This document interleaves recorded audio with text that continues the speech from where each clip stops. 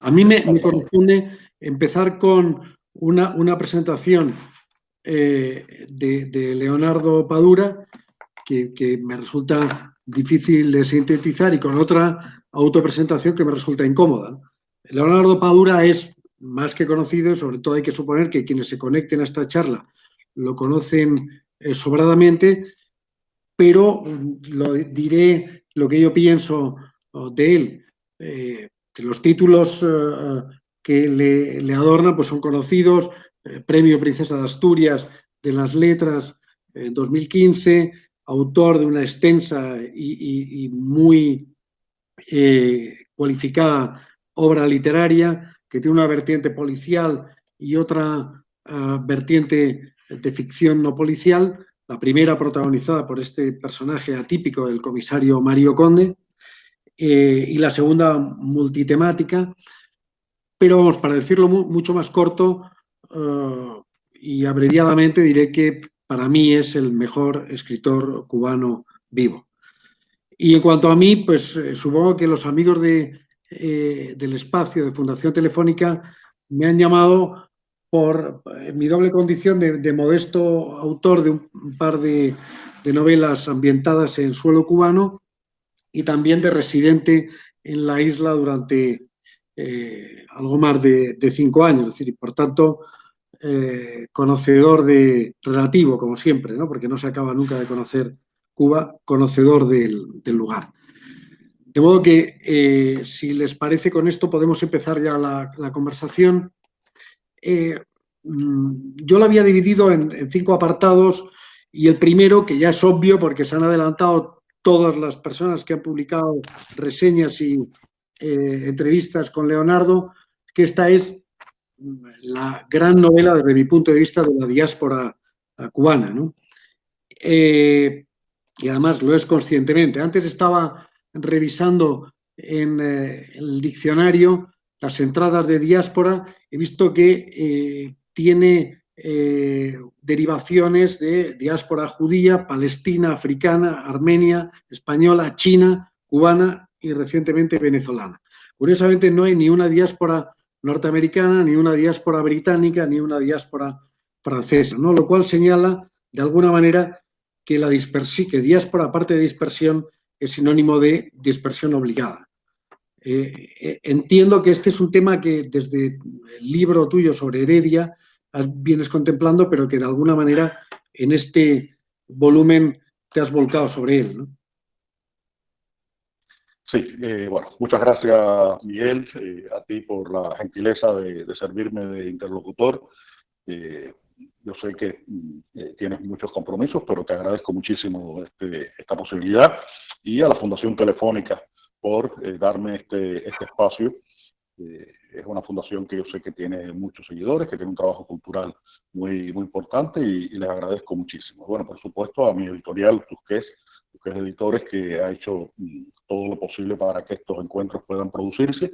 Y en este caso específico quiero expresar una gratitud especial al señor embajador de España en La Habana, que nos ha prestado su despacho aquí en la residencia para que yo pueda tener esta comunicación, porque lo intentamos desde mi casa, fue imposible, y hemos intentado aquí por 2 días y finalmente lo hemos logrado. Dicho esto, la parte de las gratitudes, que siempre son tan importantes, y uno tiene que reconocer a las personas que lo ayudan a poder hacer este trabajo tan difícil en estos momentos, porque estamos en una etapa en la que todo es distinto, todo es distinto. Ahora yo venía en el camino conversando con mi mujer, y hay unas medidas de restricción acá en La Habana. Estábamos saliendo de mi municipio y atravesando otros 2 municipios, y veníamos un poco con temor de que la policía nos fuera a parar, aunque hay una especie de, nosotros le decimos toque de queda obligatorio, que empieza a las 7 de la noche hasta las 5 de la mañana, y por el día en los automóviles particulares se puede circular. Bueno, siempre queda a la discreción de nuestros amigos los policías, que como sabes, cuando les dicen que no sean comprensivos, pues se extralimitan y se lucen en su función.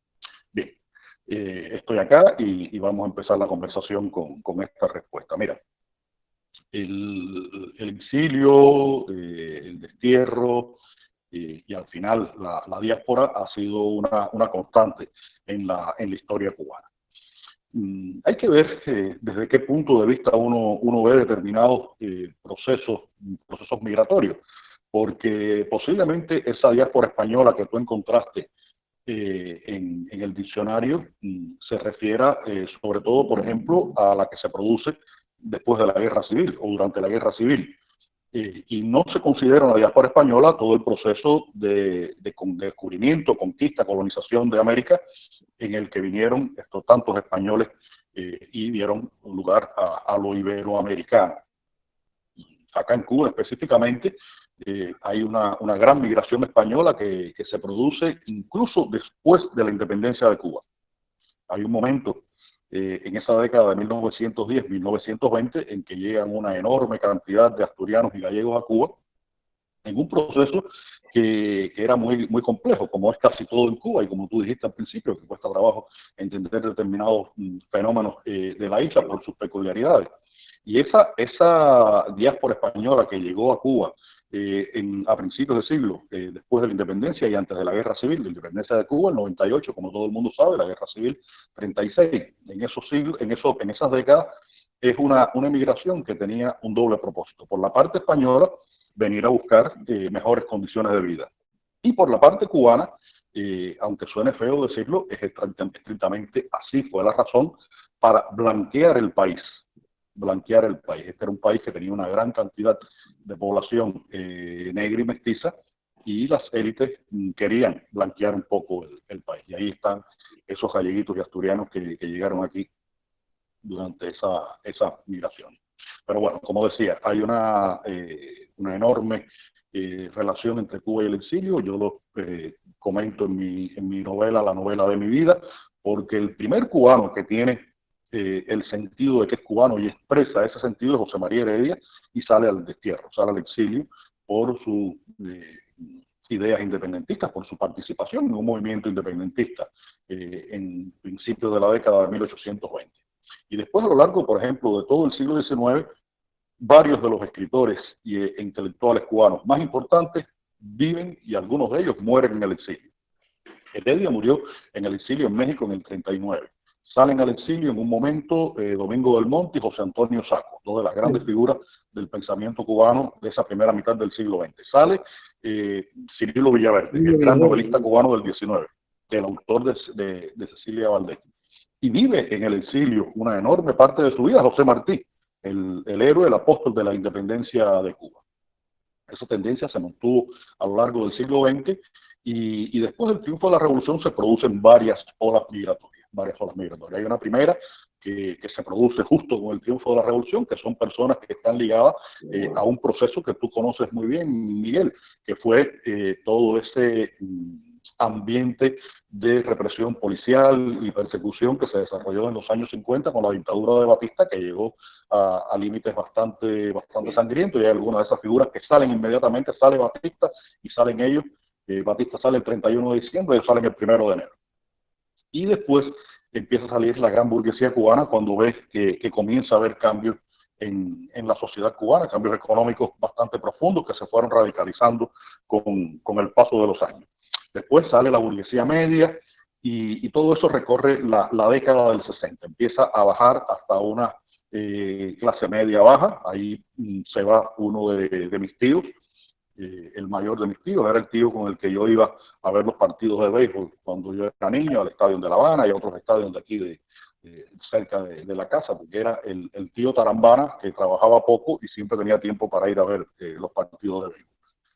Después, en el año 80, hay un gran éxodo conocido como el del Mariel, y a partir de los años, por el puerto donde salen las embarcaciones, por eso se llama el éxodo del Mariel, y a partir de los años 90 comienza lo que yo he definido como un goteo que tiene un pico con esa crisis de los balseros que se produce en 1994 cuando se abre la frontera cubana, y bueno, que sale una gran cantidad de personas en muy poco tiempo, pero después se mantiene ese goteo hasta hace 6 meses. Hace 6 meses se cerraron las fronteras de Cuba por culpa del coronavirus, y el mundo como que tuvo un parón ahí e incluyó a la diáspora cubana.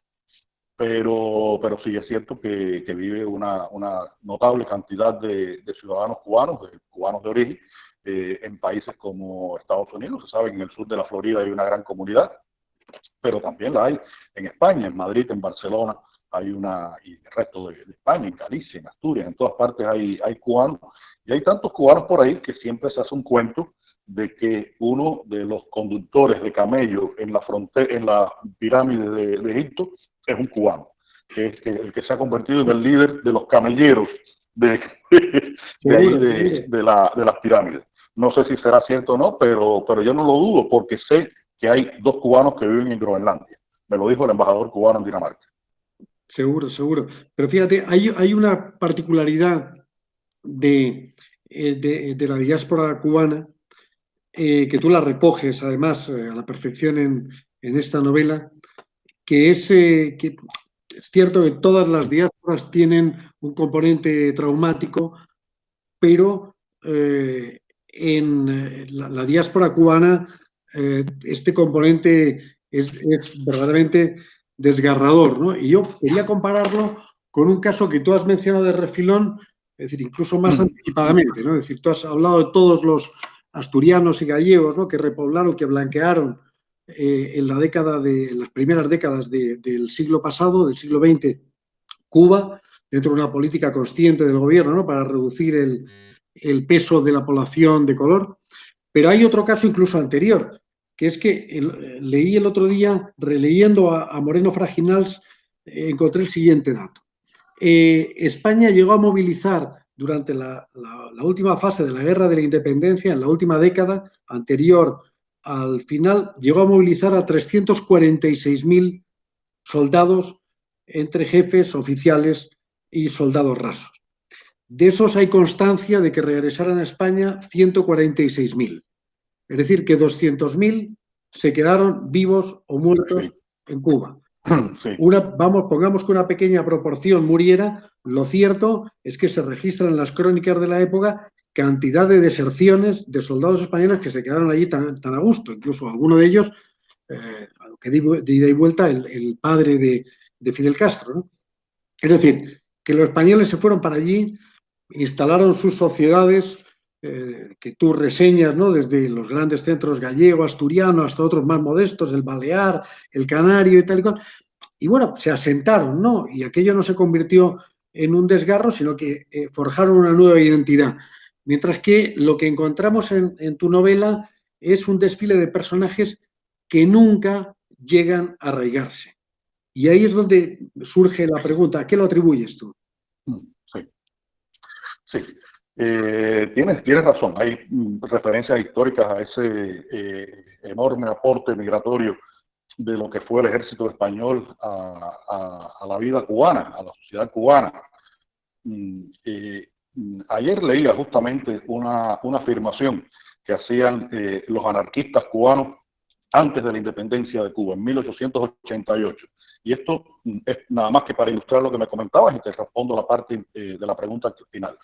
Decían los anarquistas en Cuba, en 1888. En Cuba hay 3 clases sociales: peninsulares, cubanos y negros.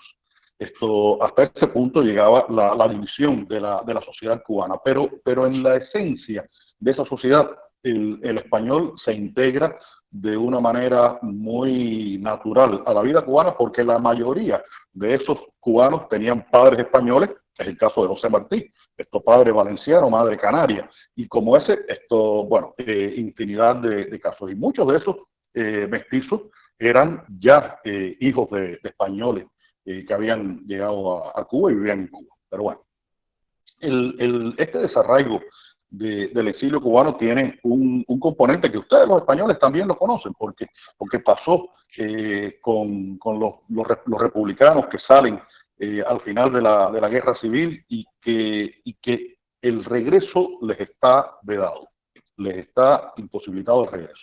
Existió hasta hace 10 años una figura migratoria en Cuba que se llamaba salida definitiva del país. Y las personas que salían a vivir al extranjero tenían que pedir esa, es decir, era obligatorio que aceptaran esa figura migratoria, y ya su regreso a Cuba dependía de un trámite frente a las autoridades cubanas que podían aceptarlo o no, que volviera a Cuba por un breve tiempo, una visita. Porque incluso los procesos de repatriación fueron congelados, hasta donde entiendo, fueron congelados durante mucho tiempo, ahora se han activado de nuevo. Y ese hecho de que te vas y no puedes regresar, pues crea una tensión diferente. No es lo mismo el viajero voluntario, y ahí vamos a la primera parte de tu primera pregunta. No es lo mismo el viajero voluntario, no es lo mismo el migrante que dice, bueno, voy a probar suerte. Eso es muy frecuente en muchas partes del mundo, que el que dice, bueno, me voy y no sé cuándo regresaré. E incluso en ese trámite pierdes tus derechos ciudadanos en tu país de origen. Eso, por supuesto, que crea una relación mucho más traumática y mucho más desgarradora con el país que dejas y la sociedad a la que tratas de sumarte. Sí, es verdad que en algún momento de la novela tú mencionas, en distintos momentos, cómo el inmigrante, los integrantes de esta diáspora, a veces se convierten en apátridas, en ocasiones dejan detrás sus hijos retenidos, que algunas veces pierden contacto con ellos. En los lugares de destino, en ocasiones se transforman en irregulares y, como tú dices, no personas. Y el resultado al final es esta sensación de desarraigo. A mí me llama la atención que en tu novela hay una constelación de personajes de los que luego hablaremos, pero en conjunto cada uno de ellos yo creo que ilustra un destino geográfico y también un destino personal. Es decir, hay quien va y se asienta en Madrid, otro lo hace en Barcelona, algunos en Buenos Aires, otros en Estados Unidos, en Puerto Rico, etcétera. Y cada uno de ellos viene a ejemplificar también distintas formas de integración, ¿no? Algunos asumen como una identidad impostada, ¿no? En fin, eso ocurre en algún caso. Otros pues se asientan y se identifican como Irving, ¿no? Que va al barrio de Chueca y ahí, pues, digamos, expande su identidad sexual, ¿no? Y se reconoce como homosexual sin restricciones, pero siempre le queda, ¿no? La nostalgia, ¿no? Y la querencia de Cuba. Sí. Me gustaría que hablaras un momento de eso, ¿no? Sí, es que depende mucho de las razones por las cuales una persona se vaya. Todas las razones son atendibles. Depende mucho del sitio al que llegue. Todos los sitios son posibles. Y depende mucho también del carácter de las personas. Y los caracteres de las personas, como sabemos, son incontables. Hay aquí en el primer capítulo de la novela, ese fue un capítulo que yo disfruté mucho, no solo escribiéndolo, sino preparándolo, investigando para poder escribirlo. Es un capítulo que se desarrolla fundamentalmente en el sur de la Florida, en una de las ciudades que compone el condado de Miami-Dade. Como sabes, la estructura citadina de los Estados Unidos es por condado, y en ese condado hay ciudades. Y en ese condado de Miami-Dade hay varias ciudades, y una de ellas es Hialeah. Hialeah, que es una ciudad que se funda a principios del siglo XX, es una ciudad con muy poca historia, pero que desde el principio estuvo muy ligada a Cuba. Tanto que el símbolo de la Florida y el símbolo de Hialeah son los flamencos rosados, y esos flamencos rosados vinieron de Cuba y llegaron a Hialeah. Los primeros que llegaron los soltaron allí y regresaron a Cuba porque no le cortaron las alas. Es decir, que desde entonces hay esa relación entre esa ciudad y Cuba de voy y regreso. Y ahí se ha pasado un fenómeno curiosísimo, Miguel, que yo, te digo, disfruté enormemente en mi investigación. Y era ver y sentir cómo Hialeah era territorio conquistado en tierras del imperio. Es una ciudad donde es posible vivir en cubano.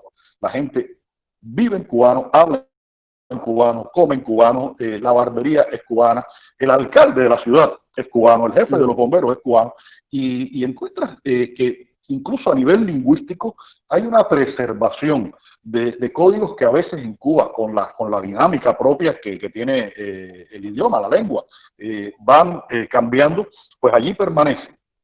permanecen estos platos de comida, las fritas cubanas, que prácticamente habían desaparecido en Cuba. Allí se plantó sus reales el rey de la frita y abrió 5 restaurantes.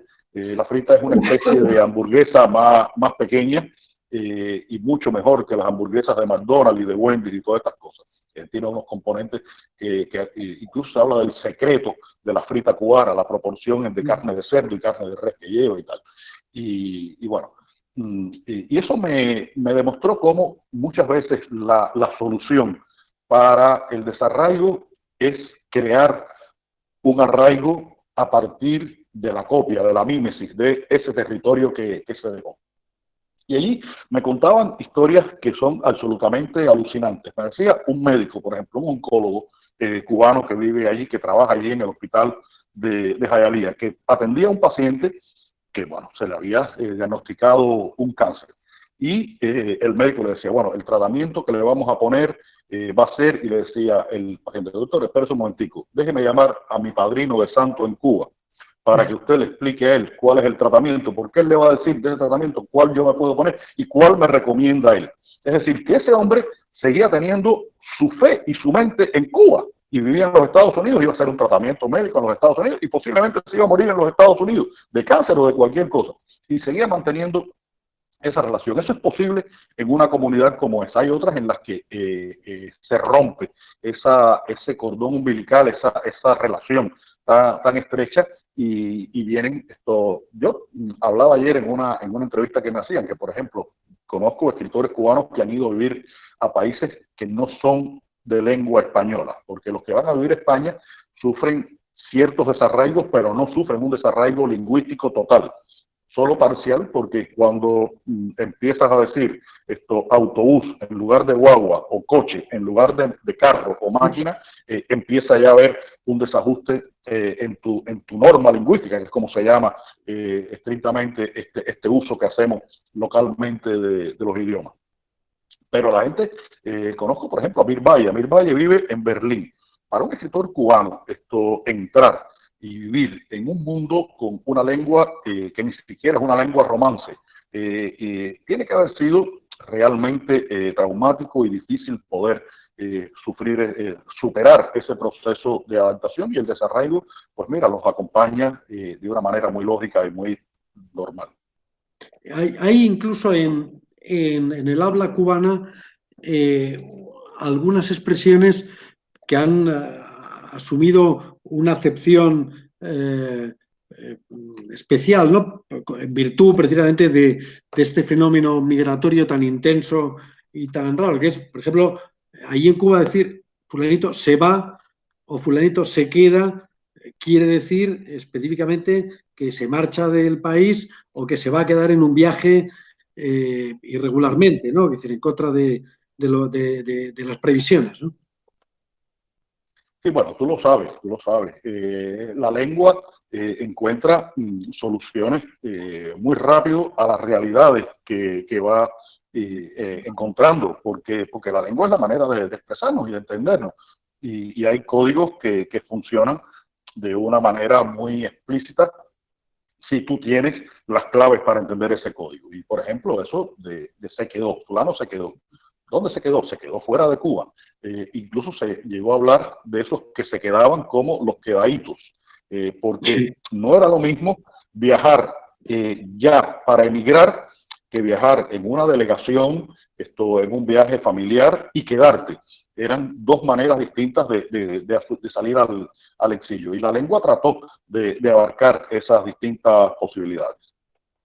Así es, así es. Yo, el segundo tema sobre el que querría organizar, si te parece, la conversación, y que para mí está muy estrechamente ligado al de la diáspora y el exilio y al desgarro específico de la diáspora cubana, es el del sentimiento nacional cubano. Yo he tenido siempre la impresión de que al cubano le cuesta mucho más y vive de forma mucho más desgarrada la privación del contacto con su país, porque el sentimiento nacional es muy intenso, para bien y para mal, ¿no? Tú lo señalas en algún momento, porque no eres nada complaciente simpatizas con este sentimiento, pero no eres nada complaciente. En algún momento dices, por ejemplo, el orgullo y la prepotencia de los cubanos es tal que hasta muriéndose de hambre se comportan como seres superiores, ¿no? Es decir, pero como quiera que sea, es cierto que la cubanidad o el sentimiento de cubanía lo define un personaje tuyo también, una militancia de una religión sin Dios con un apóstol llamado José. Era el credo de Anisley seguir siendo quienes habían sido y se negaban a dejar de ser. Sí, hay un fuerte sentimiento nacional en Cuba, tal vez porque la nacionalidad cubana surge de un trauma. El primer trauma, bueno, fue por supuesto la conquista. Después a ese trauma de la conquista se suma la existencia de la esclavitud, que duró hasta la década del 80 del siglo XIX, es decir, hace 140 años todavía. Había esclavos africanos y no africanos, incluso ya cubanos, nacidos en Cuba, aquí trabajando en la isla. Y después el proceso mismo de la revolución independentista cubana fue un proceso tardío con respecto al resto de la América hispana, y fue tardío justamente por ese elemento importantísimo que era la existencia de una enorme población negra en Cuba. Se calcula que en la década del 30 llegó a haber más del 50% de la población era negra y mestiza en Cuba. Y esa es la razón, sin duda, por la cual la independencia cubana se demora. Se retrasa con respecto al resto de las que ocurren acá en la América hispana. Y esos elementos, la esclavitud, el mismo trauma original de la conquista, las guerras de independencia, que son tardías y que son muy largas y llegan por momentos a ser muy crueles, a pesar de que Martí era realmente, como ahí lo digo, un apóstol, un profeta, un iluminado, que dijo, bueno, esta tiene que ser una guerra sin odio, porque se había acumulado un odio, y el sentimiento nacional cubano es muy fuerte y tiene una expresión en ese elemento en el que el negro empieza a tener por primera vez un papel protagónico en los destinos de Cuba, que no es solo el de cortar la caña o el de recoger el café, sino también el de participar en esa sociedad que están haciendo, y lo hace con el primer gesto, la primera medida que toma el primer presidente de la Cuba independiente, de la Cuba insurrecta, Carlos Manuel de Céspedes, es darle la libertad a sus esclavos y ofrecerles que se integren al ejército libertador. Y muchos de esos esclavos se integran. Ese hombre tenía un pequeño ingenio y no tenía muchos esclavos. Y lo que hizo fue un acto simbólico, sobre todo, de decir, aquí termina la esclavitud porque empieza la Cuba libre. Y todo eso fue creando estos sentimientos de nacionalidad muy fuertes que se potencian justamente con el fin de la guerra de independencia. ¿Cómo termina la guerra de independencia de Cuba? Bueno, con una intervención norteamericana que dura 4 años, esto que impide que el ejército libertador entre en las ciudades de Cuba, que impide durante 4 años que se hice la bandera cubana en los edificios públicos, hasta que en 1902 surge la República, y surge con un apéndice constitucional que le permitía a los Estados Unidos intervenir en Cuba cada vez que ellos lo desearan o sus intereses se vieran en peligro. Y de hecho lo hacen, y en 1906 hay una segunda intervención norteamericana. Cierto. Todo eso sin duda va potenciando ese sentimiento de nacionalismo que incluso con el proceso revolucionario pues tiene un punto climático, un punto de crecimiento, y muchas veces incluso los que se declaran abiertamente enemigos de la revolución conservan ese orgullo de haber vivido en esa Cuba que tuvo una visibilidad y un peso muy importante en el mundo. Yo siempre digo, y no me estoy comportando aquí como uno de esos cubanos que incluso muerto de hambre se siente orgulloso, me estoy comportando como un cubano común y corriente. Yo siempre digo que la cultura y el espíritu cubano son más grandes que la geografía de la isla, y creo que eso es evidente. Bueno, eso es perceptible. Yo creo, tú que eres un visitante asiduo de España, aparte de que creo que tienes una segunda nacionalidad española. Sí, la tengo. Si cualquiera que se pasee por España en alguna ocasión un amigo me hacía una comparación, decía, mira, Cuba tiene aproximadamente la misma población que Portugal, tiene la misma extensión que Portugal aproximadamente, alrededor de 100.000 kilómetros cuadrados. La diferencia es que Portugal es vecina de España y Cuba está a 8.000 kilómetros. Es decir, si tú mides el espacio que ocupa Cuba en los medios de comunicación españoles, en el ámbito de la cultura, en el ámbito de la literatura, del deporte o de la política, multiplica por 10 el espacio que merece o que ocupa Portugal, ¿no?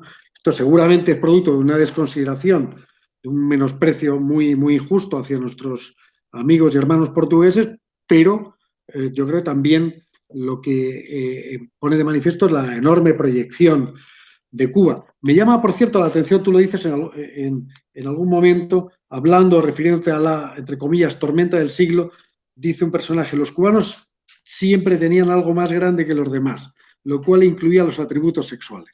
Y a mí me vino a la memoria, en una ocasión, viendo el noticiero cubano, estaban reseñando como una gran gesta local, decían, Cuba inaugura la micropresa más grande del mundo, lo cual me pareció un cierto... Porque si sí, hace un tiempo en ese mismo noticiario de televisión decían, bueno, se ha firmado un protocolo comercial entre China y Cuba. Y en ese protocolo, entre el gigante asiático y la mayor de las Antillas, sí que tenemos una tendencia inevitable a ser más grande de lo que somos. Mira, yo creo que, y tú lo sabes perfectamente porque eres muy conocedor de este tema, la música cubana es una de las músicas que ha recorrido y ha influido en el mundo completo. Y no es una casualidad, es una música que es fruto de ese mestizaje profundo que encarna Cuba, de lo cual hemos venido hablando todo el tiempo, porque hemos entrado en migración y hemos tenido que hablar de los orígenes de esa migración, hemos hablado del papel del negro en la sociedad y en la vida cubana, y esa música mestiza ha recorrido el mundo, y yo he estado en Tokio, y he pasado por una calle y he oído lágrimas negras. Esto, no del Cigala, la del trío Matamoros, la he oído en una calle de Tokio. Así que te podrás imaginar la extensión de este fenómeno cultural que es Cuba. Ahí, cambiando ya a un tercer asunto, a mí me da la impresión de que esta es una novela que evidentemente se define por la atención hacia el fenómeno de la diáspora, pero también es una novela muy generacional. Es decir, está muy centrada, pienso que por casualidad, en un grupo de personajes, todos nacidos alrededor de la fecha de ese parteaguas, ¿no?, que es el triunfo de la revolución, ¿no?, es decir, en torno al 59, en torno al 60, y que también por azares de la vida se ven golpeados por el periodo especial en tiempos de paz, precisamente, es decir, por la gran crisis social y económica que se desata a partir del año 90, después del hundimiento de la Unión Soviética. Sí, toda mi literatura tiene un carácter generacional, yo creo, Miguel. Mario Conde y sus amigos son el espejo, el reflejo, la voz de una generación. En la novela de mi vida, ese grupo de escritores de finales del siglo XX es la voz de los escritores de mi generación, con distintos matices, con distintas perspectivas, pero es muy generacional.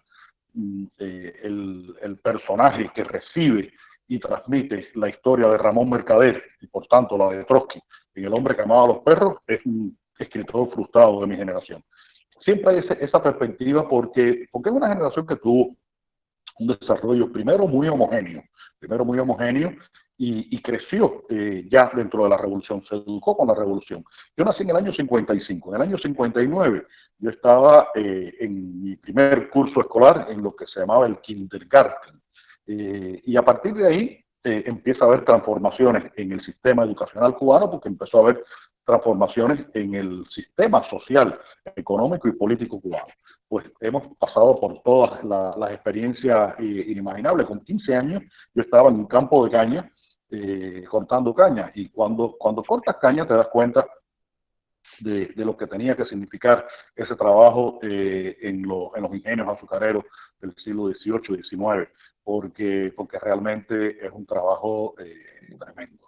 Y estuve en Angola durante la guerra. Afortunadamente fui como periodista, pero tuve esa experiencia. Es decir, que hubo una cantidad de experiencias comunes que después el periodo especial, que es la otra gran experiencia común, pues provocó una explosión y a partir de ahí muchos caminos empezaron a tomar rumbos distintos. Incluso los hijos de mi generación empiezan a tomar perspectivas distintas dentro de Cuba y caminos distintos fuera de Cuba. No es la misma perspectiva la de los hijos de estos personajes, sobre todo en el caso de Marcos y de Ramsés, los hijos de Clara, que es un poco, tal vez sea, si pudiera ser una de las protagonistas de la historia, que tienen una perspectiva distinta frente al exilio, al desarraigo, al hecho de vivir dentro o fuera de Cuba, y las razones por las que migran incluso son diferentes a las de sus antecesores.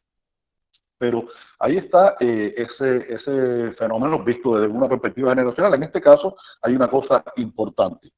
Yo decidí no incluir ningún escritor en este grupo.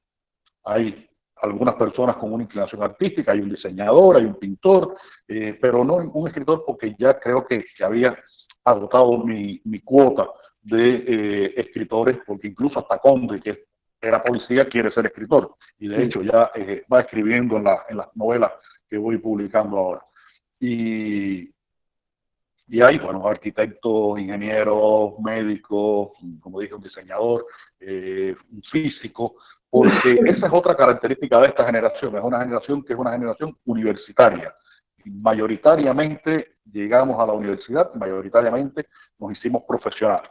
Y por eso el golpe de los años 90 resultó mucho más duro para algunos de nosotros. Es el caso del personaje de Darío, este neurocirujano que se queda en Cataluña cuando va por un intercambio para hacer un doctorado y decide quedarse en Cataluña y tiene una posición con respecto a Cuba y con respecto al exilio diferente a la que puede tener el personaje de Irving, que se va por unas razones diferentes a las que se va Darío. Y así creo que cada personaje, desde la perspectiva generacional, refleja cada una de las posibilidades que, como dice Clara, todas son respetables, igual que todas las razones para quedarse en Cuba deben también ser respetables. Es verdad lo que tú señalas. La siguiente generación, hay un personaje, ¿no?, que la encarna especialmente, que es Marcos. Hay un momento en el que se define a sí mismo, dice: yo no me fui huyendo de nada, no estoy traumatizado, yo me fui porque quería irme y no sé si volveré alguna vez. Y luego apostilla: yo no soy un exiliado, yo soy alguien que vive en otra parte. Es decir, ahí... Ese es Ramsés, creo que es Ramsés, el hermano de Marcos. Su hermano, sí. Sí, el hermano de Marcos, que bueno, sale y termina su carrera en Francia, en Toulouse, y se instala ahí. Y es un personaje que tiene un diálogo que me decía una amiga de las que yo utilizo como lectores cómplices. Yo llamo lectores cómplices a estos lectores que yo les voy dando distintas versiones de mi novela y me van dando sus opiniones, y yo siempre les digo que sean opiniones muy, muy críticas. Y esta amiga me decía que cuando oyó las razones de Ramsés en su diálogo con su madre, Clara, para irse de Cuba, empezó a llorar, porque ese diálogo ella ya lo había oído una vez, y se lo había oído a su hijo, que es el momento en que el hijo le dice: yo me voy de Cuba porque yo no quiero que mi vida se replique en la tuya y en la de todos ustedes. Y bueno, tiene una posición distinta, y como ese personaje hay muchos. Yo me he encontrado a muchos en el exilio, y me he encontrado también a muchos que son como su hermano Marco, que sigue viviendo en Cuba a pesar de que vive fuera de Cuba. Correcto. Sí, ya vamos, se va agotando el tiempo. Hay una observación que te quería hacer. La novela es una novela, aparte de generacional, una novela muy coral, ¿no? Porque hay una polifonía, hay distintos personajes, hasta 12 personajes, ¿no?, que son los integrantes del clan, si no he contado mal, que van tomando la palabra, se van sucediendo. Pero aparte de esos 12 personajes que tienen nombre, hay otro personaje que asoma en varias ocasiones en el libro y que tiene un papel determinante en la vida de todos ellos, que es quien tú llamas con mayúsculas alguien. Es una persona anónima que parece que manejó los hilos de las vidas de todos ellos y que al final fue mucho más importante que su libre albedrío. Sí, ese alguien puede ser una persona concreta o puede ser la representación del poder, porque muchas veces influyó sobre decisiones de las vidas y sobre desarrollo de las vidas de la gente, una decisión tomada por un alguien que estaba muy cerca de ti, pero tenía un determinado poder en un determinado momento, en una determinada coyuntura. Mira, en el año 83 yo trabajaba en una revista cultural que todavía existe, un poquitico desvencijada, pero existe, el Caimán Barbudo. Y de ahí alguien decidió que yo era un joven intentando ser escritor con problemas ideológicos y que no podía seguir trabajando en esa revista, y me mandaron a reeducarme a un periódico que también regentaba la Juventud Comunista, que es Juventud Rebelde, y trabajé 6 años en ese periódico. Mi vida cambió y pudo haber cambiado para mucho peor, Pero tuve la suerte de que cuando llegué a ese periódico, otro alguien, que fue el director del periódico, cuando vio mis primeras crónicas, me dijo: Leonardo, quiero que trabajes en un equipo especial los domingos y hagas los grandes reportajes del periódico. Y con otro colega, Ángel Tomás González, y fundamos ese equipo, y pude hacer un periodismo que me permitió después ser el escritor que soy. Entre la primera novela que yo escribí entre el 83 y el 84, la primera de Conde que escribo en el 89-90, está a la distancia de esos 6 años que hago periodismo, porque yo no era periodista, yo era filólogo y trabajaba en una revista cultural escribiendo críticas de teatro, críticas de libros y alguna entrevista. Recuerdo que la primera entrevista que hice en mi vida fue nada más y nada menos que Eduardo Galeano, y fue una entrevista muy especial, porque Eduardo, que era un hombre muy inteligente y muy generoso, se dio cuenta de que yo no sabía para nada hacer entrevistas, y lo que hizo fue que casi se autoentrevistó para que yo saliera bien del trámite. Y pasa eso, hay desde decisiones, desde las más altas esferas del poder, que tienen que ver, por ejemplo, con esas figuras migratorias o con determinadas decisiones políticas que existen en el país, hasta a veces ese vecino tuyo, en Cuba existe algo que posiblemente en España la gente lo haya oído mentar. Últimamente lo han oído mentar más, porque en Cataluña se reprodujo algo con el mismo nombre, los CDR. Los CDR son los Comités de Defensa de la Revolución. Y hubo un momento que para yo, por ejemplo, poder trabajar en esa revista, el Caimán Barbudo, o en el periódico Juventud Rebelde, venía alguien a ese CDR y le preguntaba a un señor una señora que eran vecinos de mi cuadra, cómo era mi actitud revolucionaria. Y si esa persona había tenido un problema con mi mamá, porque habían discutido por algo y quería joderme a mí, pues decía que yo tenía una mala actitud revolucionaria, y ese alguien podía decidir que yo trabajara o no en un lugar determinado, aunque estuviera cualificado para hacerlo. Así son las cosas. Sí, antes estabas en el apartado de reconocimientos y de menciones, hablabas del embajador español que te había facilitado la conexión y el despacho, el espacio, ¿no?, desde el que estás hablando. A mí me gustaría comentar a este respecto precisamente un querido amigo común, Juan Padrón, que lo hemos perdido hace unas pocas semanas durante la pandemia esta. Contaba una anécdota muy divertida al respecto de ese alguien. Decía que él, cuando empezaba su carrera como humorista, empezó haciendo unos chistecitos, los que primero hablaba de, en fin, aparecían vampiros, ¿no? Y entonces ese alguien le llamó y le dijo: estos chistes no son muy convenientes porque se puede interpretar como una jodera respecto de la consigna oficial de daremos la última gota de nuestra sangre por Vietnam. De modo que este tema parece que no es muy conveniente. Entonces, Padrón, muy disciplinadamente, cambió de tema, empezó a hacer chistes de piojos, ¿no? Unos piojos que desde una cabeza conversaba un piojo y me decía: ¿tú crees que haya vida en otras cabezas, no? Entonces, bueno, también fue un capítulo por alguien porque le dijo, oye, Cuba, una potencia médica mundial, ¿cómo vamos a aparentar que aquí hay piojos? No, este es un tema que tampoco es conveniente. Con lo cual hizo un tercer intento el pobre Padroncito, entonces empezó a hacer chistes que recordarás de presos con verdugos que los torturaban así, estaban sujetos. Los verdugos.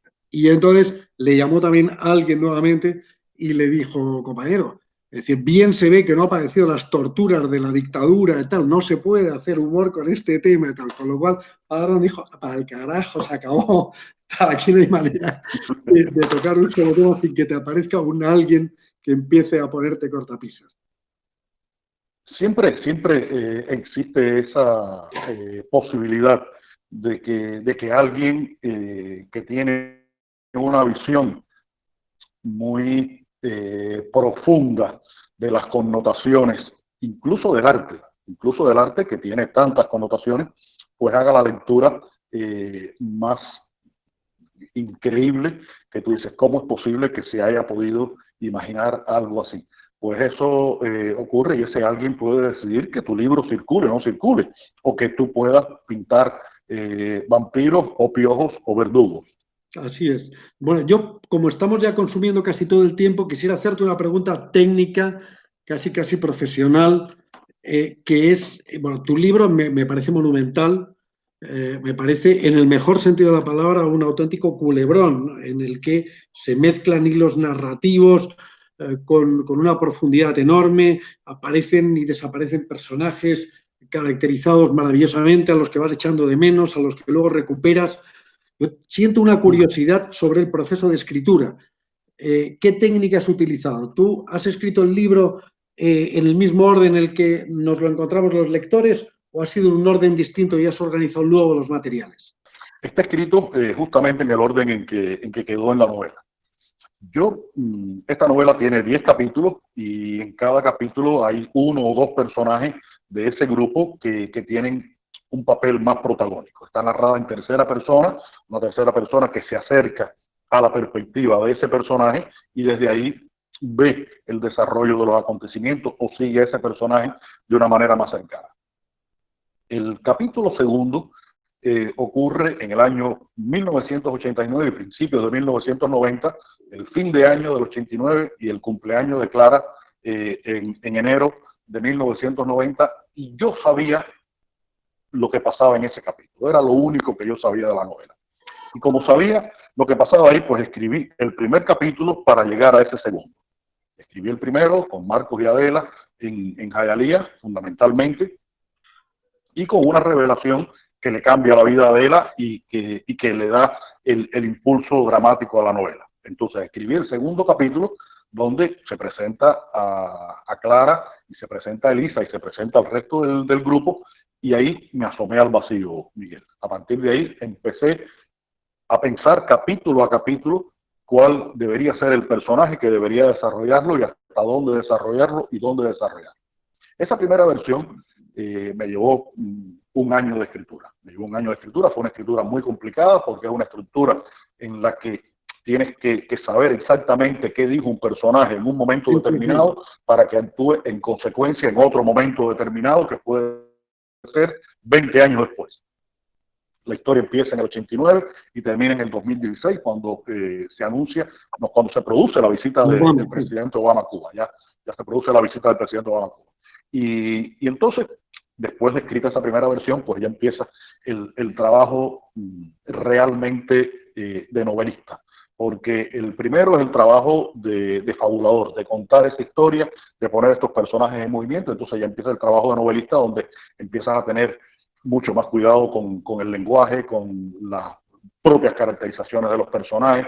Es decir, ya entra en ese trabajo con las palabras que implica que tengo que escribir la novela 3, 4, 5, 10 veces, las veces que sean necesarias.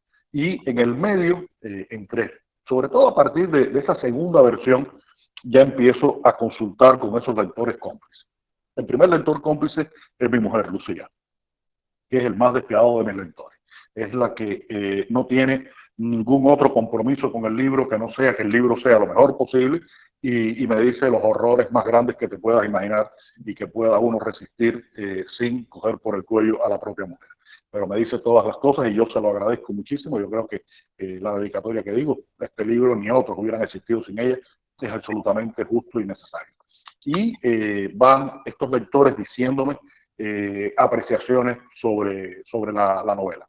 Por ejemplo, el desenlace final de la historia más oscura de la novela, que es un suicidio, que se sabe desde el capítulo 3 de la novela, pues lo tuve que escribir muchas veces. Lo tuve que escribir muchas veces para poder encontrar que funcionara hasta el punto en el que realmente nadie dice cómo funcionó.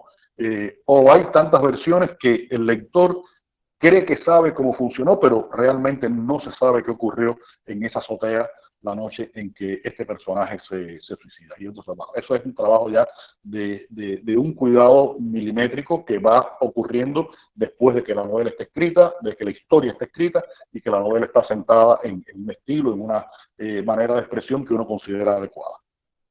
Bueno, pues enhorabuena a ti, a tu esposa y a todos los demás lectores que te han acompañado en el trabajo, porque el resultado es fenomenal. Por mi parte, al margen de cualquier cosa que quieras añadir, quisiera agradecer nuevamente al embajador de España por su colaboración, también a Tusquets, a la editorial, y por supuesto a Fundación Telefónica por este espacio que nos ha proporcionado, y esperamos, entre tanto, que el bicho nos deje pronto cruzar el charco y encontrarnos allá o acá. Muchas gracias. Ojalá podamos vernos pronto allá o acá. Y solamente quiero agregar algo, Miguel. Esta novela tuvo un reto especial para mí, que no es ni político, ni social, esto ni tiene que ver con el exilio, con la emigración, ni con el periodo especial, ni con nada de eso. Lo más difícil para mí fue manejar 3 personajes femeninos con un nivel protagónico. Meterme en las cabezas de esas 3 mujeres, que son las 3 distintas, a pesar de que las 3 estén muy cerca, por muchas razones que se sabrá en la lectura de la novela, es realmente un ejercicio complejo. Mis personajes en las novelas policíacas son fundamentalmente personajes masculinos. El crimen tiene un componente mayoritariamente masculino. En la novela El hombre que amaba a los perros, pues bueno, Trotsky y Mercader eran hombres. En la novela de mi vida, Heredia era un hombre. En Hereje, pues Rembrandt era un hombre y el judío que le sirve de modelo para pintar a las imágenes de Cristo es un hombre. Pues bueno, aquí yo dije, estas mujeres, porque la mujer en ese marco de doméstico cubano y en esa manera de asumir la vida y de entender los comportamientos de la gente, creo que es superior, por supuesto, a nosotros. Piensan de una forma que nosotros somos incapaces de hacerlo y que por eso nos cuesta tanto trabajo decodificarlo para crear estos personajes femeninos que son Elisa, Adela y Clara en esta novela. Y fue, te repito, el gran reto que tuve que enfrentar y del cual espero que las mujeres lectoras, que son la mayoría de los lectores, me digan que salí con éxito. Muchas gracias, Miguel. Gracias por actuar conmigo como Eduardo Galeano lo hizo contigo y por facilitarme la pregunta junto con la respuesta. Muchísimas gracias, Leonardo, y enhorabuena por el trabajo.